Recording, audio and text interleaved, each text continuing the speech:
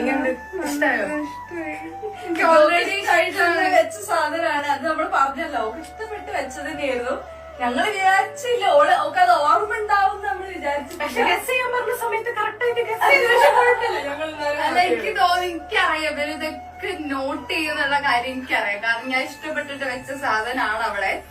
പിന്നെ ഇപ്പൊ ഇങ്ങനൊരു സാധനം കൊണ്ടുവന്നപ്പോ അറിയത് തന്നെ ആയിരിക്കും എനിക്ക് തോന്നി. നല്ല രസമുണ്ട്.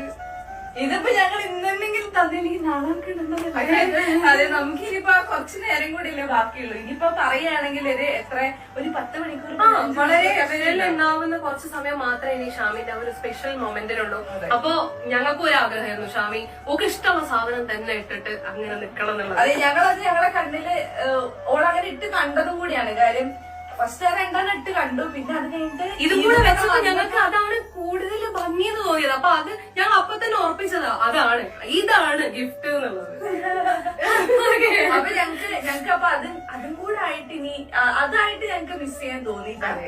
അപ്പൊ അതുകൊണ്ട് ഞങ്ങൾ ഇനിയിപ്പോ നാളെ ഇവിടെ കാണുന്ന സമയത്ത് ഫുള്ളൊരു കംപ്ലീറ്റ് ലുക്കിലായിരിക്കും കാണാം. ഇത് കംപ്ലീറ്റ് ആവുള്ളൂ. അതെ, ഇതുവരെ ഇപ്പൊ ഞങ്ങൾക്ക് ഇത് കൊടുത്തു കഴിഞ്ഞപ്പോഴാണ് നാളത്തേക്ക് ഒരു കംപ്ലീറ്റ് ആയ ഒരു ഫീൽ പറ്റില്ല. അപ്പൊ പിന്നെ ഞങ്ങൾ ഇങ്ങനെ ആലോചിച്ച് നിൽക്കുന്ന സമയത്താണ് ഈ ട്രൈ ചെയ്ത് നോക്കിയ നെക്ലേസസിന്റെ ഇടയിൽ ഇവിടെ ഏറ്റവും ടോപ്പിലൊരു നെക്ലേസ്, നമ്മൾ ആ വീഡിയോയിൽ കണ്ടിട്ടുണ്ടോന്ന് അറിയില്ല, ഒരു ടോപ്പിലൊരു ഭയങ്കര ഒരു സ്പെഷ്യൽ ഷേപ്പിലുള്ള നെക്ലേസ്. ബാക്കിയുള്ള മാല ഇങ്ങനെയാണ്, ഇത് ഇങ്ങനെയാണ് പോകുന്നത്. ഇങ്ങനെ ഫസ്റ്റ് ലെയർ പോയി പിന്നെ സെക്കൻഡ് ലെയർ ഇങ്ങനെയാണ്, അങ്ങനെ ഇങ്ങനെ മാലയാണത്. അപ്പൊ പക്ഷെ അത് അവർക്ക് എടുക്കണ്ടേ. അപ്പോൾ പിന്നെ ആദ്യം എടുത്ത് 2 തന്നെ എടുക്കാം. അപ്പൊ ഞങ്ങൾ ട്രിക്കി ആയിട്ട് ഞങ്ങൾ അവിടെ വെച്ച് അപ്പൊ തന്നെ പുറകെ കൂടെ ഓടി. ഞങ്ങൾ അവരുടെ അടുത്ത് പറഞ്ഞു വെച്ചു ഇത് അതെന്താ